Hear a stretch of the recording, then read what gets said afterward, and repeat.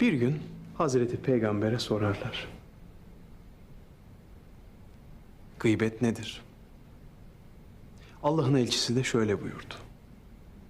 Çok sevdiğiniz bir arkadaşınızın hakkında onun hoşuna gitmeyecek şeyler söylemektir. Oradakilerden biri sordu. Dedi ki, ey Allah'ın elçisi, ya benim söylediklerim doğru ise, ya benim dediklerim o kişide var ise? Allah'ın elçisi de şöyle buyurdu. Söyledikleriniz doğru ise gıybettir. Eğer ki bir de doğru değil ise hem gıybet hem iftiradır.